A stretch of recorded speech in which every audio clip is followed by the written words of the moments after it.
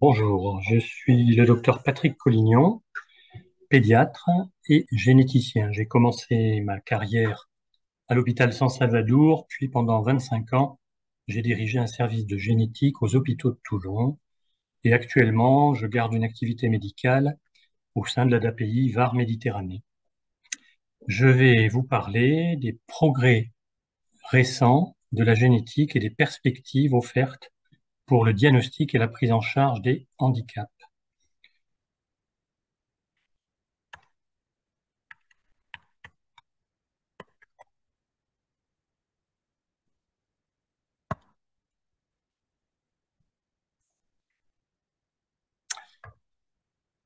Alors, de quel handicap parle-t-on? On parle des troubles du développement selon la terminologie actuelle. Avant, on parlait de déficience intellectuelle, de retard intellectuel, de retard de développement. Il s'agit donc de difficultés précoces chez l'enfant dans l'acquisition des aptitudes ordinaires qui jalonnent le développement psychomoteur de l'enfant. Et donc, ces difficultés trouvent leur origine soit avant la naissance, période prénatale, soit au moment de la naissance ou au tout début de la petite enfance. Donc, il s'agit de troubles précoces et on considère actuellement que tous ces troubles sont le reflet d'un dysfonctionnement cérébral et donc d'où le terme troubles neurodéveloppementaux. Ça inclut ce qu'on appelait avant les infirmités motrices, les retards, le handicap mental, les dysphasies, les troubles du spectre autistique. Vous voyez qu'on les classe maintenant dans des troubles neurodéveloppementaux, c'est-à-dire que l'approche psychologique, psychogène ne suffit pas à expliquer ces troubles. Et donc, on met aussi dans cette catégorie les déficits attentionnels avec hyperactivité. Dès le début, ces troubles du développement ont cherché la cause. C'était d'ailleurs une question très prégnante pour les parents. Et donc, cette classification reste d'actualité. Il y a les causes génétiques, notamment au niveau des chromosomes, mais aussi au niveau des gènes. Et c'est là que les progrès actuels ont fait un petit peu reconsidérer, exploser les classifications. Il y a les troubles qui concernent le développement de l'enfant avant la naissance, l'embryon et le fœtus, les embryofétopathies.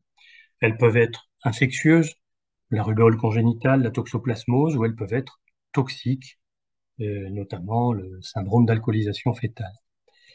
Longtemps, on a cru que la cause prédominante, c'était le manque d'oxygène à la naissance, les anoxies néonatales.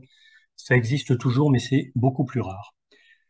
Les causes vasculaires peuvent aussi concerner les nouveau-nés juste avant ou au moment de la naissance. Enfin, les causes postnatales précoces, anoxiques, ça veut dire manque d'oxygène. C'était ces bébés qui faisaient des apnées sévères, les morts subites rattrapées. C'est heureusement beaucoup moins fréquent. Les causes infectieuses, les méningites, les causes traumatiques. Et enfin, il y a toujours eu dans cette classification la dernière case, origine indéterminée, qui représentait jusqu'à une période récente la moitié des situations de handicap chez l'enfant. C'est donc pas négligeable. Et c'est là que les progrès génétiques ouvrent des perspectives importantes pour faire évoluer cette statistique de 50% de diagnostics non établis. Donc, sans être trop dans la théorie, je vais éviter de faire le cours aux étudiants. Regardez ce petit schéma. On voit une cellule, donc cellule humaine, mais cellule vivante d'une manière générale.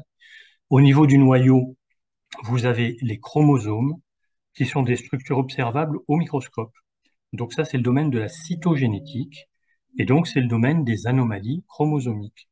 Ces chromosomes, en fait, contiennent le capital génétique, et vous voyez ce spaghetti qui se déroule sur ce schéma et qui se termine par une structure un peu bizarre en hélice, on dira même en double hélice, qui est donc la molécule d'ADN, c'est le support des gènes connus donc depuis les années 50. En effet, c'est en 1953 que deux chercheurs anglais ont définit cette structure en double hélice de la molécule d'ADN, support des gènes, avec des molécules en fait qui s'assemblent deux par deux et qui sont la base du code génétique. C'est à peu près à la même époque, 1955, que deux autres chercheurs ont pu définir le karyotype humain, c'est-à-dire l'ensemble des chromosomes de toutes les cellules humaines, au nombre de 46. Et vous voyez sur cette photographie initiale, de la publication initiale, le petit commentaire intéressant, cellules humaines observées le 22 décembre 1955 à 2 heures du matin. Donc nos chercheurs étaient insomniaques. À peu près à la même époque, 1959, Jérôme Lejeune et Marc Gauthier identifient ce qu'on appelait avant le mongolisme, le syndrome de Down, comme étant une anomalie chromosomique avec un chromosome 21 supplémentaire. Sur cette planche chromosomique, photographiée au microscope et triée deux par deux, vous voyez les chromosomes. XY, c'est un petit garçon. Et au niveau du 21, vous avez trois chromosomes, donc trisomie 21. Avec cette découverte, la génétique humaine est rentrée dans le champ de la médecine. Plus compliqué, l'analyse des gènes, ce qu'on appelle les analyses moléculaires. Là, on est dans les années 80, et donc c'est non pas par des méthodes d'observation au microscope qu'on peut analyser les gènes, c'est par des méthodes de laboratoire, la biologie moléculaire. Sur ce petit schéma, vous voyez la première ligne, un morceau d'ADN qui est un gène, avec des zones colorées qu'on appelle les exons, qui sont en fait les zones qui vont coder. La deuxième ligne, c'est une copie de ces zones codantes, c'est le fameux ARN messager dont on parle beaucoup actuellement. Et l'ARN messager, qui va être le vecteur dans la cellule pour la fabrication des protéines. Donc gardons en tête ce schéma simple.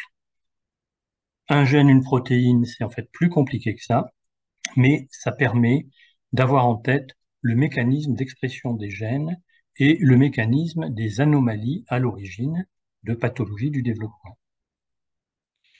Donc, ces gènes sont analysés par des techniques de biologie moléculaire. Dès les années 80, on manie les enzymes de restriction, des petits ciseaux qui permettent de découper la molécule d'ADN pour isoler des portions de gènes ou des gènes. PCR, la polymérase chain reaction, donc qui utilise aussi des enzymes très originales pour dupliquer, pour multiplier le nombre de copies du gène pour permettre une analyse plus facile. Plus récemment, les techniques artisanales de lecture des gènes ont fait la place à des séquenceurs et le séquençage à haut débit a permis au cours des 20 dernières années des progrès considérables dans les analyses des gènes humains.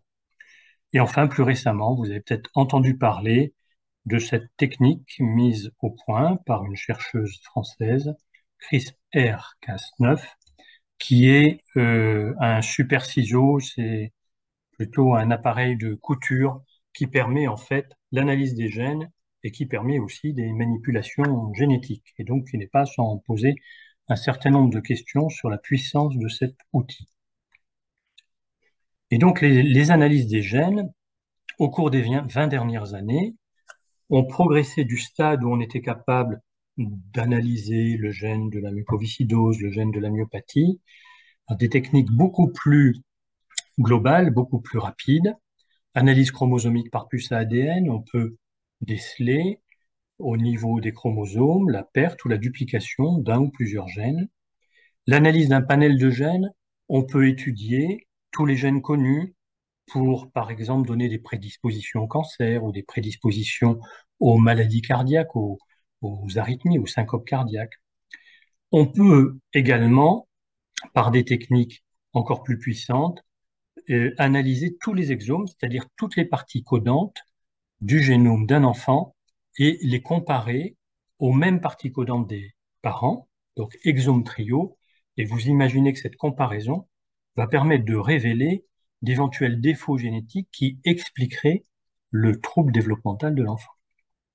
Et enfin, maintenant, on est tout à fait capable d'étudier, de lire tous les gènes d'un individu, et vous verrez que ça n'est pas sans poser certaines questions sur les conséquences de ce type d'analyse et dans quelles circonstances on doit y recourir. Donc en 2001, un grand projet de recherche international, un petit peu genre conquête de la Lune des années Kennedy.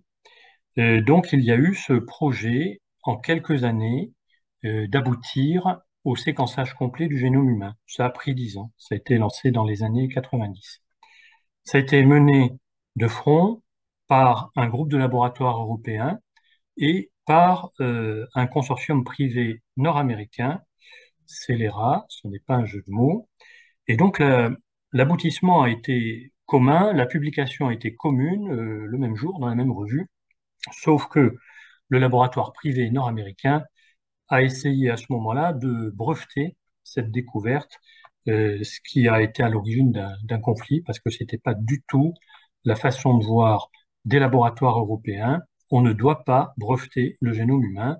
C'est une découverte qui doit être au service de la science et au service de la médecine. Et donc les choses se sont accélérées de telle façon, vous voyez, une dizaine d'années pour séquencer, c'est-à-dire lire, traduire le premier génome humain, c'est-à-dire en gros 30 000 gènes chez un individu. Ça a coûté des centaines de milliers, des millions de dollars. Actuellement, pour quelques centaines de dollars, on peut faire le même type d'analyse. Et donc là, il y a un enjeu médical, mais aussi un enjeu médico-économique qui explique que dans tous les pays, on se lance dans la création de grands laboratoires, ce qu'on appelle des plateformes, pour développer ce type d'analyse qui, effectivement, maintenant peuvent se réaliser en quelques jours, peu de semaines. Pour la France, il s'agit donc du plan France Médecine Génomique, lancé en 2015 et censé porter ses fruits en 2025. Donc vous voyez, on est encore au milieu du gué. La médecine génomique, c'est donc une nouvelle branche de l'approche médicale qui permet, grâce à des puissantes analyses d'un grand nombre de gènes chez un individu, transformer la manière dont on va envisager la prévention, le diagnostic, voire le pronostic, s'agissant de maladies dégénératives ou de cancer. Donc, et dans cette annonce du plan médecine génomique 2025, vous voyez cette petite phrase, c'est un domaine de forte compétitivité internationale, on l'imagine. Et donc, c'est là que les choses se compliquent. On est capable, donc, avec des analyses puissantes et rapides, d'étudier tous vos gènes. On va trouver dans un certain nombre de ces gènes des variations.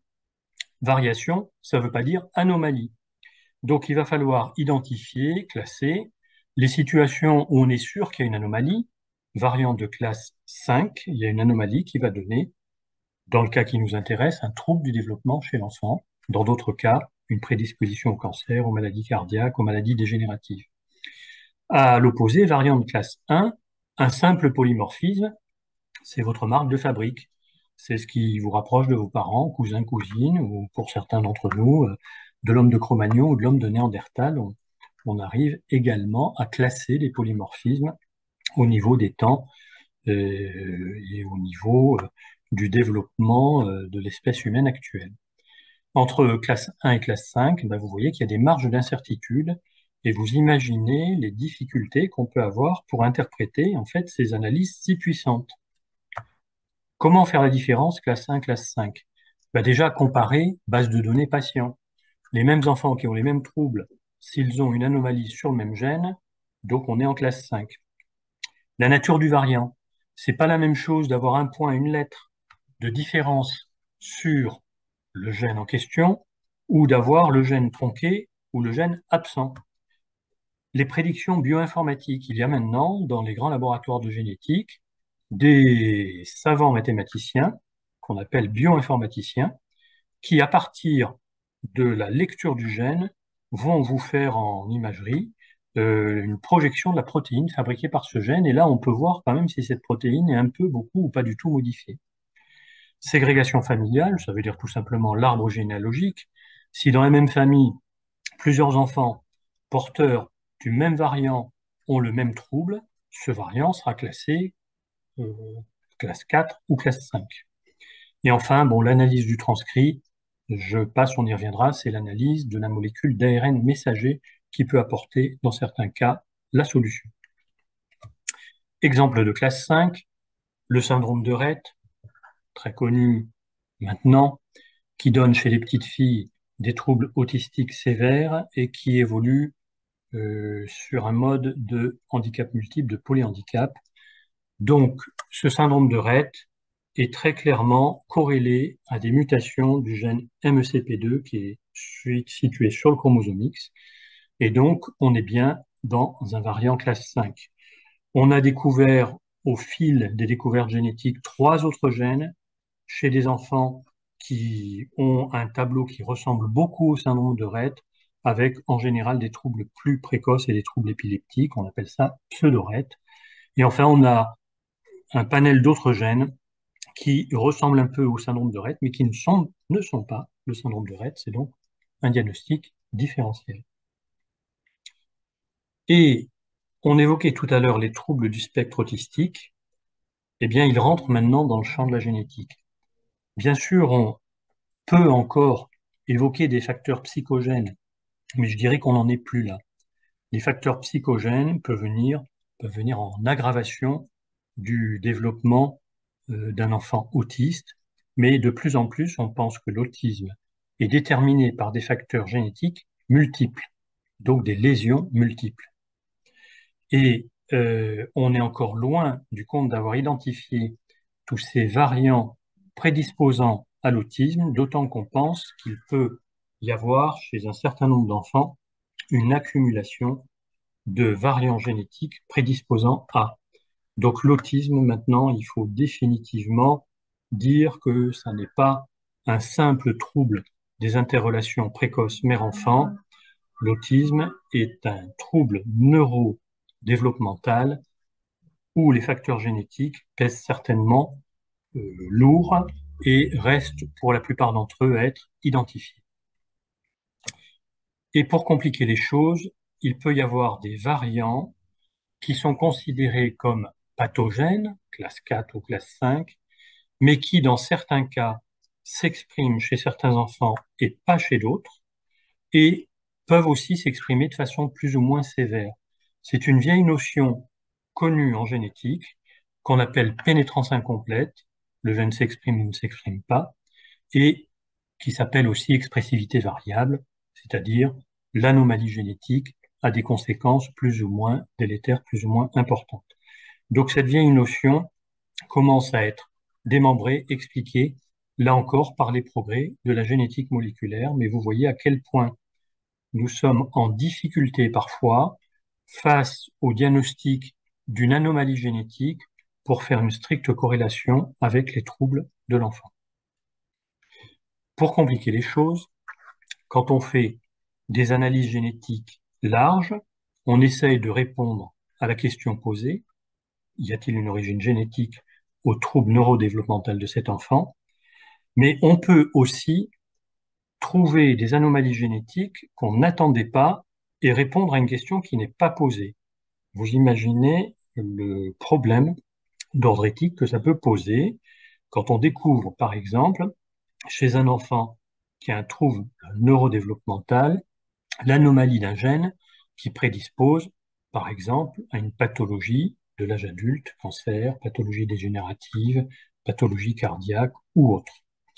Donc, ça explique en grande partie l'encadrement très strict qu'il y a toujours eu dans la prescription des analyses de génétique en France et plus particulièrement avec l'explosion, la puissance de ces techniques de biologie moléculaire dont on dispose depuis maintenant, on va dire, une dizaine d'années. Et ces analyses ont de tels impacts qu'on a effectivement maintenant le concept de médecine génomique. Ça veut pas dire qu'on va vous résumer à l'étude de vos gènes, mais donc, dans certaines situations, il va falloir cibler les facteurs de prédisposition, mettre en place une prévention adaptée et voir, toujours dans le domaine des cancers, que j'évoque à nouveau, ce qu'on appelle les thérapies ciblées. Mais revenons au champ des troubles développementaux. Donc, ils ont été, dès le départ, la préoccupation des généticiens, et très tôt, on s'est rendu compte avec le développement de la génétique médicale, avec le développement du diagnostic anténatal, mais aussi avec les autres techniques de biomédecine, les transfusions, les prélèvements d'organes, etc., que les progrès des connaissances étaient tellement rapides qu'ils dépassaient en fait le cadre de la réflexion éthique et légale tel qu'il était à cette époque. Et donc cette première prise de conscience, c'est dès l'année 1983, sous le président Mitterrand, qui a, pour cette raison, mis en place le Comité consultatif national d'éthique, qui est toujours actif et qui ne se limite pas, comme vous le savez, aux questions purement bioéthiques. Mais au départ, c'était un petit peu la vocation de ce comité. 10 ans après, les lois Mattei, le professeur Mattei, généticien, dans le même type de réflexion, c'est-à-dire les progrès sont rapides, il faut les cadrer, les encadrer par des lois en fait qui vont être évolutives. Donc première loi de bioéthique, juillet 94, on parle de don d'organes, on parle de génétique, on parle de diagnostic anténatal, on ne parle pas de recherche sur les cellules souches, on ne parle pas de recherche sur les embryons, ça n'existait pas. Donc voilà des lois qui ont dès le départ été définies comme révisables, idéalement tous les 5 ans. La première révision a pris 10 ans, 2004, la deuxième juillet 2011, avec une question plus précise sur la recherche sur l'embryon que j'évoquais à l'instant, et donc rectifiée en août 2013. Ben dans ce laps de temps, 2004, la recherche sur l'embryon était interdite. 2011-2013, elle est autorisée sous certaines conditions très strictes.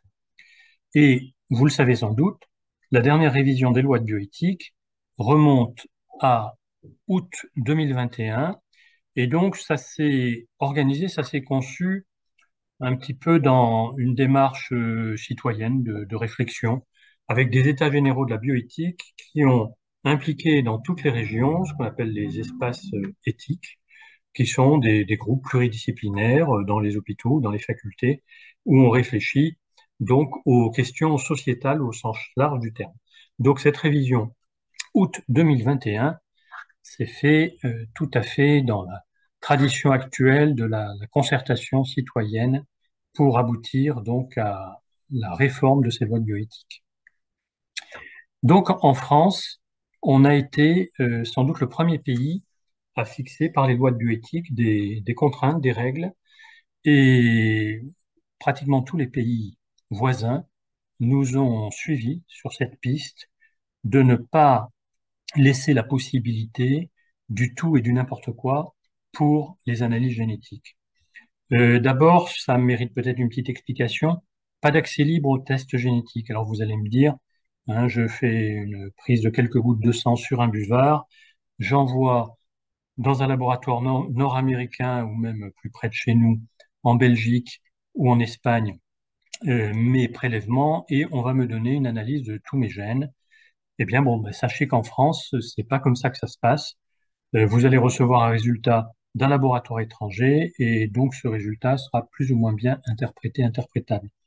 Donc en France, pour accéder aux tests génétiques, il faut passer par une consultation de génétique avec une enquête clinique, avec des explications, avec une réflexion sur le bénéfice individuel, pourquoi faire cette analyse chez cet enfant, hein, dans quel but, une information sur les conséquences possibles.